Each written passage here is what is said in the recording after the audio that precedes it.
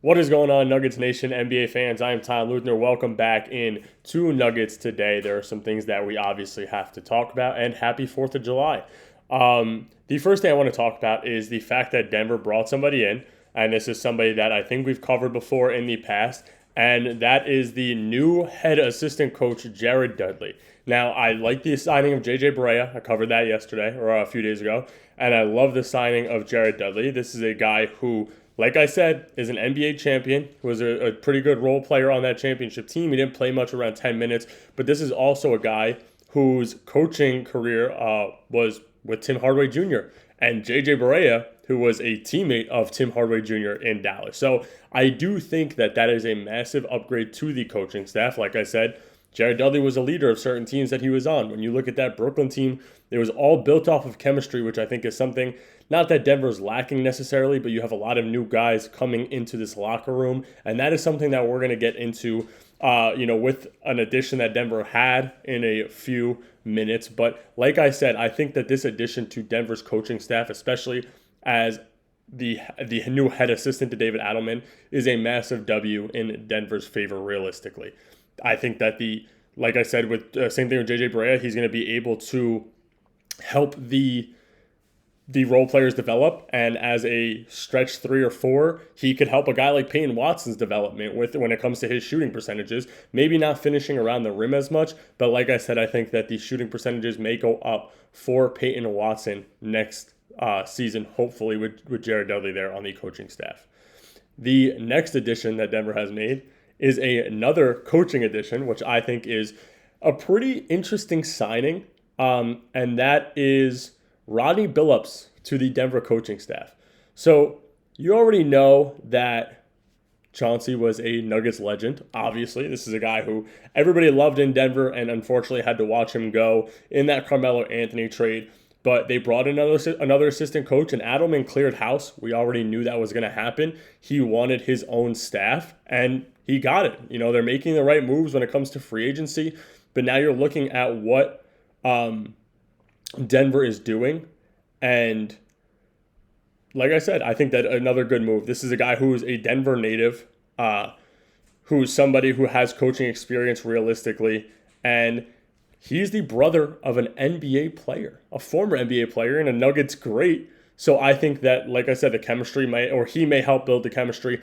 Somebody who's from Denver, you might have a step up with the altitude for players who are newer to Denver, like Tim Hardaway Jr., who's never played here, Cam Johnson, who, obviously they've played some games in Denver, but maybe helping them adjust to the altitude, knowing what to do in those kinds of situations when it comes to playing time and getting yourself in shape for that. So I think that is another massive W when it comes to Denver's coaching staff. Now, this is what I was talking about when I said that Denver is going to make some or may make a move with somebody that they just brought in, and that is Jonas Valanciunas. And there's potential of Jonas wanting to leave Denver and go play overseas and go right back to where he started.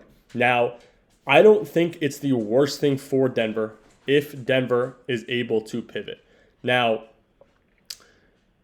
realistically, it's probably a fantastic deal for Denver. When it starts out, you look at the deal, you're getting rid of Saric's contract for a guy who can actually play backup minutes, who was a very good starting center for a good amount of time.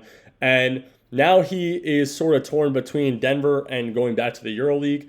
And I also think it's fine because if he goes and plays overseas, he has to be bought out by Denver. Now, Denver can afford and will probably look into buying out his entire contract. Now, would I rather Jonas stay and Denver doesn't have to worry about it because they still have money? Of course I would, because Jonas is still a very good backup center who can start, like I've covered, and give Jokic that break when he needs it.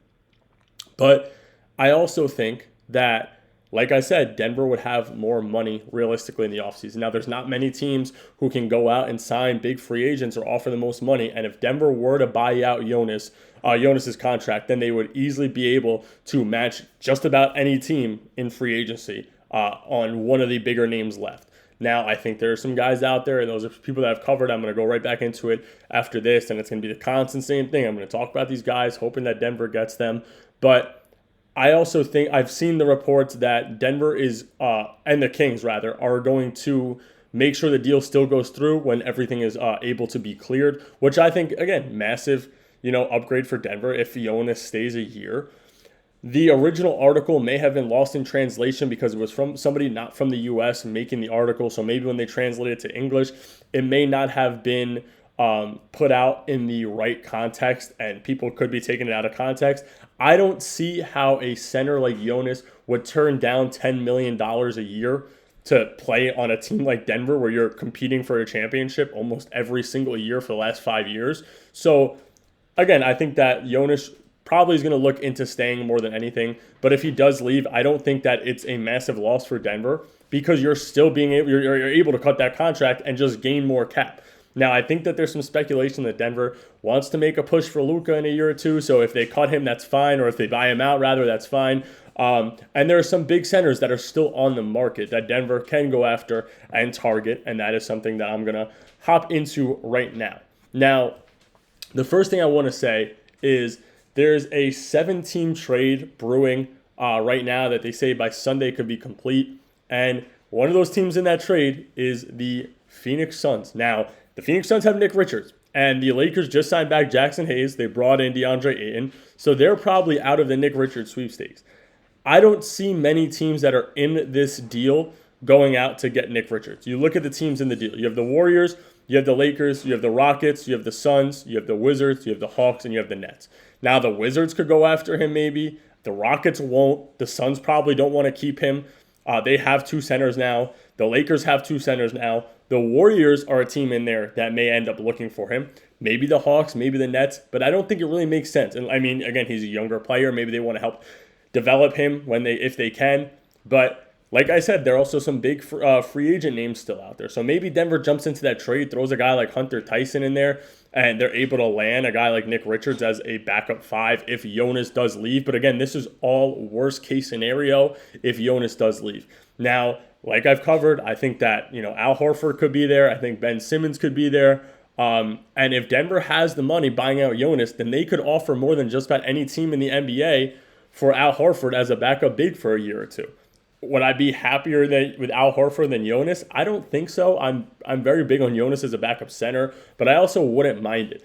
I've covered Bol Bol. I know people's opinions on him, but Boucher is another name that's out there that I would love as a backup center. I know he's only 6'10", but he has the reach. He's able to play a little bit of defense. He could hit threes here and there. So, and you probably don't have to pay him enough money. So then if you want to try to unload Zeke Naji or Hunter Tyson or, Jalen Pickett, if you have a backup point guard in mind, you still have the money to do so. And not only do you have the money, but now you have more money to even offer if you're able to get a guy like, Chris Boucher on a veteran minimum. So I don't think that it's the worst possible situation for Denver to be in realistically. Does it suck hearing the news that he may want to leave Denver? Sure, because again, everybody wanted him to come in and be that guy, and he might not be able to. So, like I said, it's all speculation right now. Maybe it doesn't happen. Maybe he stays a year and then wants to go, and by that time, Denver has the money to go ahead and pick up another big free agent, or they trade into a draft, get a higher pick. I think that my head is more high right now than low. I'm not too upset about it, like I've said. And I think that it could be a positive rather than a negative for Denver. Anyway, that's all I got for you guys today. Like I said, happy 4th of July. And make sure to hit that like button, hit that subscribe button, leave a comment, and I will catch you guys tomorrow.